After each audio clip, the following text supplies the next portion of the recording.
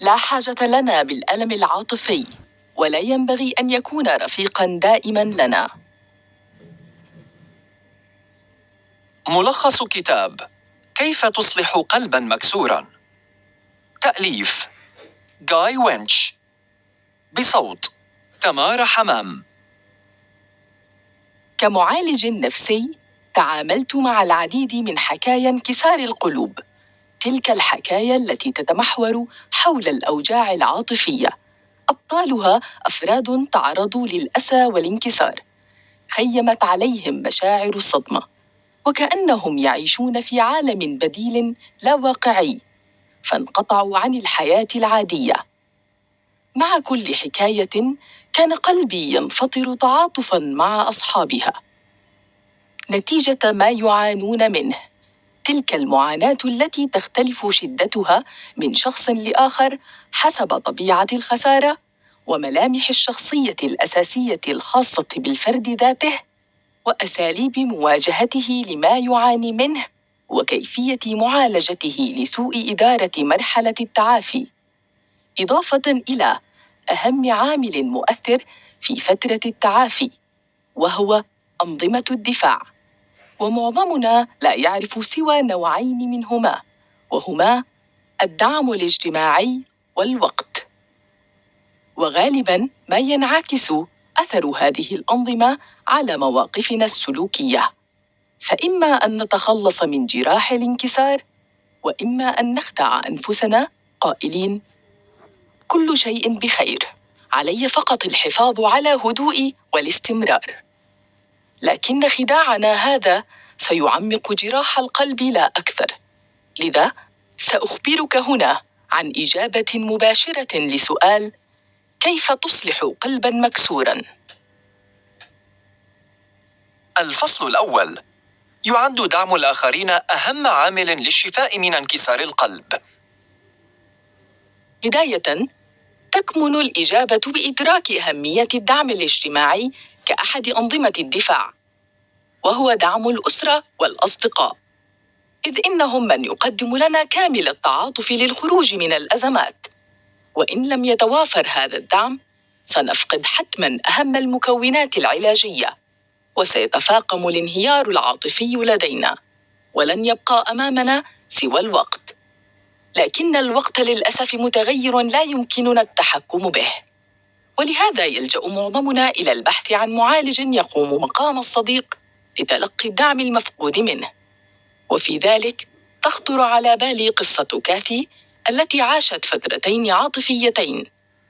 تمكنت من تخطي الأولى بفعل الدعم الاجتماعي، لكن صعب عليها تخطي الثانية نتيجة فقدانها لهذا الدعم، مما أجبرها على البحث عن الدعم عند معالج نفسي.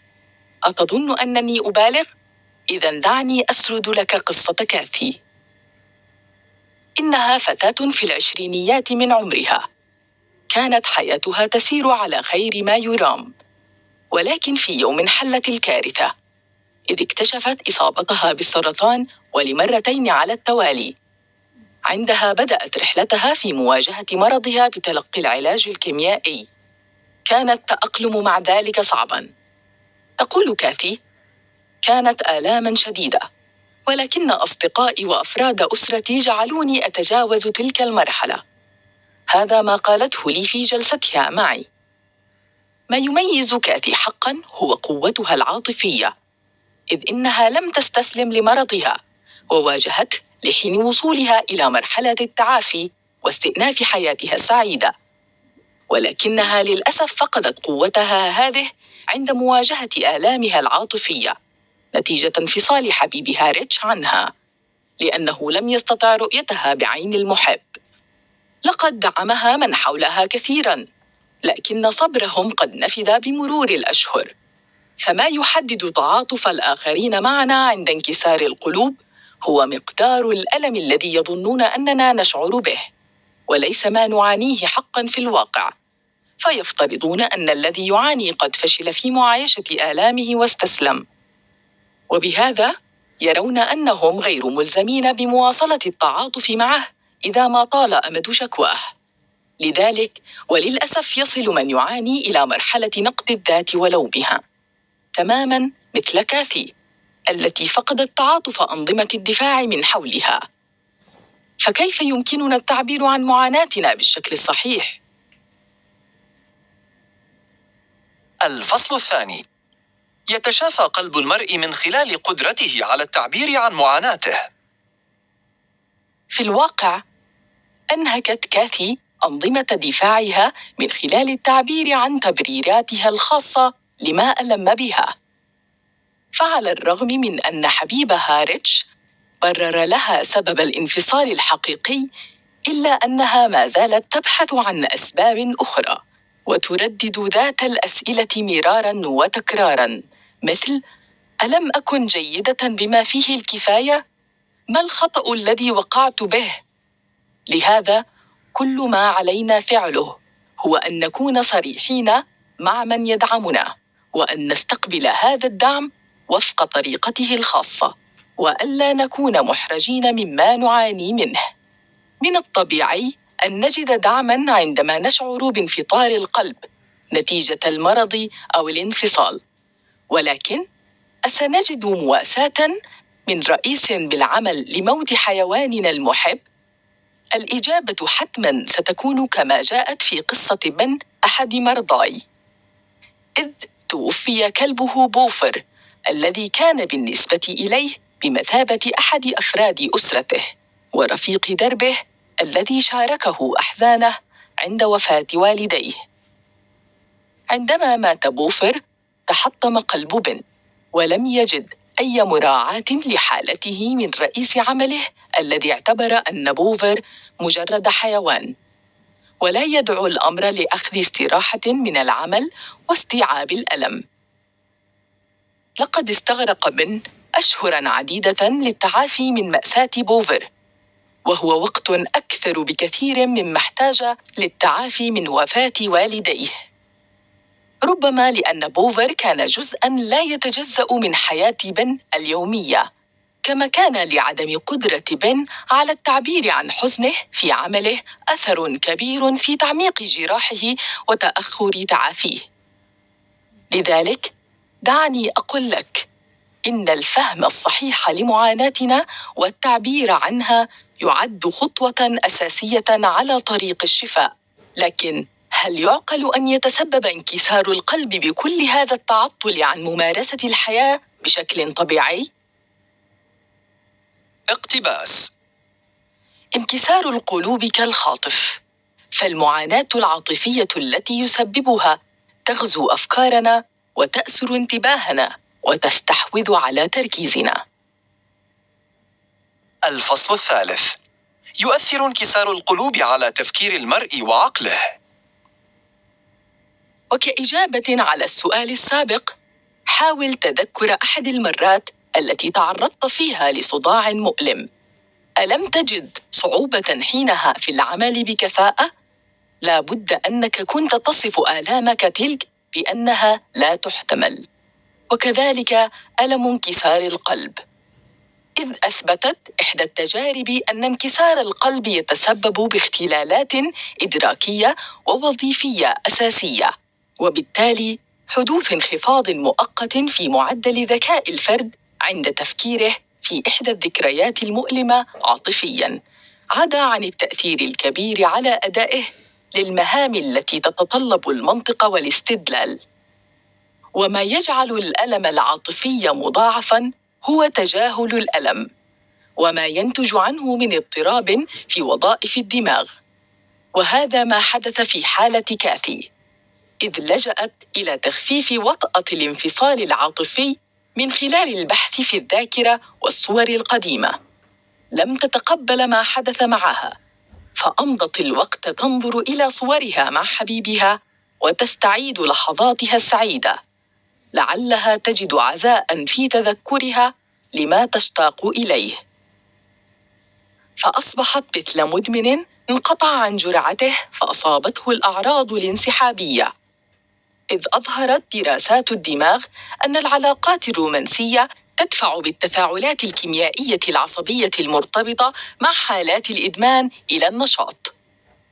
وفي حال الانفصال العاطفي، يستجيب المرء لذلك بطريقة مشابهة لأدمغة المدمنين ممن ينقطعون عن مخدرهم، فيتسبب ذلك بالقلق والكآبة واضطرابات النوم. لذلك فإن البحث عن الذكريات مع المسبب للانكسار يعد بمثابة الحصول على مسكن للأوجاع، مؤدياً ذلك إلى سلوك إدماني آخر، وهو البحث عن إصلاح الأمور، ويقصد به تبرير الفرد لذاته بسبب رغبته بمتابعته أو تواصله مع الشخص الذي انفصل عنه، وإلصاق كلمة بالصدفة مع كل تبرير يقوم به، مثل قوله: ذهبت إلى مكان ما فالتقيته بالصدفة. لنتعرف الآن على الطريقة التي تشكل بها أفكارنا كل تفاصيل حياتنا. الفصل الرابع: أفكار المرء وسلوكياته هي ما تسبب له الضرر النفسي والجسدي. يمر المنكسر عاطفياً بتجربة دراماتيكية عند حدوث لحظة الانفصال، تبدأ بمرحلة الاعتراض والتوسل لاستعادة الشخص الذي فقد، وعند استيعاب الانفصال تنشأ ردة فعل تسمى بغضب الهجران، والتي تنطوي على تناقض ما بين اعتذارات باكية وشتائم غاضبة. وقبل الوصول إلى مرحلة التسليم بحقيقة الانفصال العاطفي، قد يشعر المنكسر بأنه شخص مجنون، فيمكن أن يصل إلى مرحلة الانهيار العقلي الكامل أو حتى الجسدي، إذ تعبر متلازمة انكسار القلوب عن الإجهاد والآلام العاطفية الناتجة عن الانفصال، والتي يمكن أن تسبب بعض الاختلالات القلبية كالآلام الحادة في الصدر.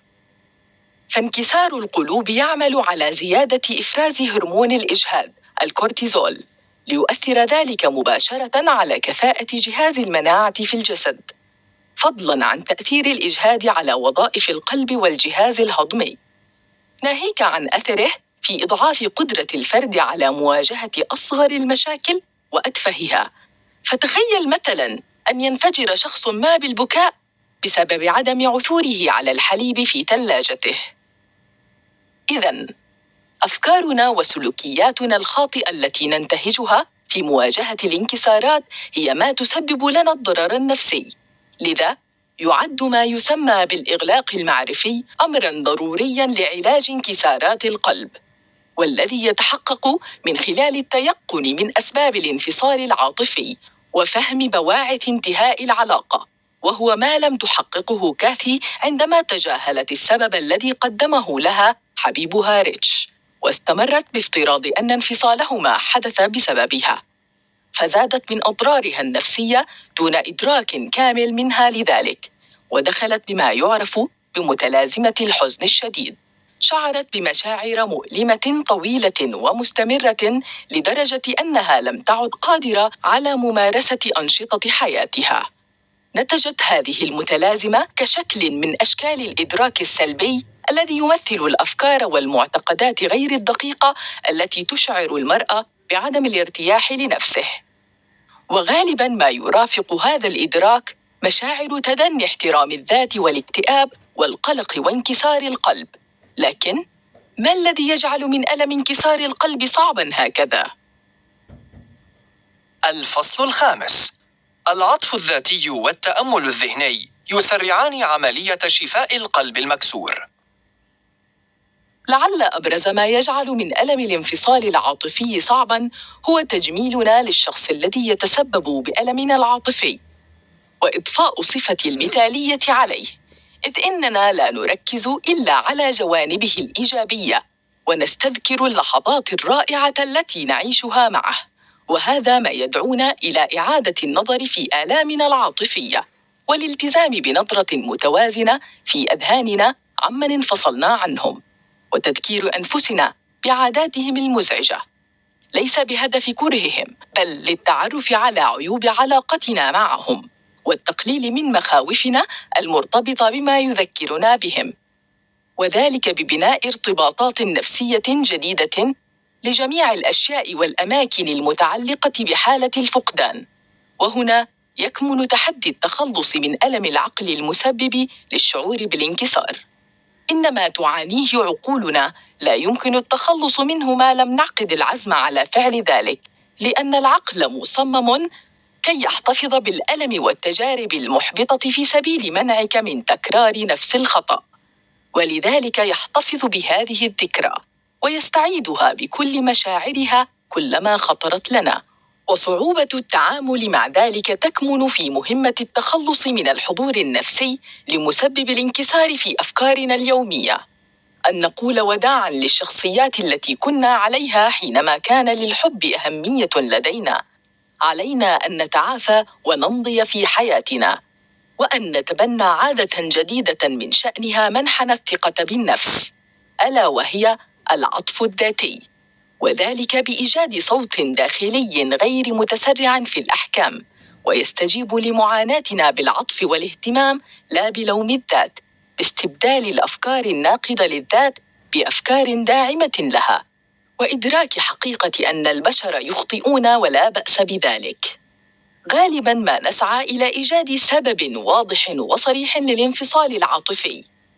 نحاول انتزاع ذلك السبب من الشخص المسبب للانكسار، لكن ما لا يعرفه المعظم أن الأفضل هو عدم فعل ذلك من الأساس، لأنه مهما كانت إجابة ذلك الشخص فلن تجعلنا متقبلين للانفصال، وإنما ستشعرنا بالإحباط والحيرة. لذا علينا أن نأتي بتفسيرنا الخاص الذي يطابق الحقائق ليشعرنا بحال أفضل. لكن كيف ننجح في عدم التركيز على الأفكار السلبية والذكريات المؤلمة؟ وكإجابة عن ذلك، نصحت كاثي أن تمارس التأمل الذهني بأن تركز على حالتها الداخلية وتجارب الوقت الحاضر، كالتركيز على الإحساس بالهواء وهو يدخل الرئتين. فالتأمل الذهني شكل من أشكال التدريب المعرفي.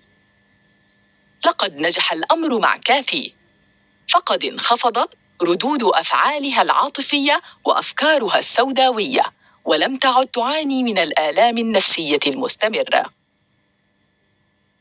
فقرة بارزة من الكتاب. قد تنكسر قلوبنا، ولكن علينا ألا ننكسر معها، كما يمكننا أن نتراجع أو نتقدم بعد مرور وقت كاف، حتى لو لم نشعر بالاستعداد للقيام بذلك. وبوسعنا أن نتحكم في حياتنا وعقولنا، وأن نضع أنفسنا على الطريق الصحيح للتعافي. الخاتمة. لا تقل الآلام العاطفية أهمية أو ضرراً عن الآلام الجسدية، وهذا ما لا تعيه مجتمعاتنا بمؤسساتها المختلفة. لا تعي أن أجسادنا قد تمر بضغوطات عصبية ونفسية تلحق الضرر بصحتنا الجسدية حقاً.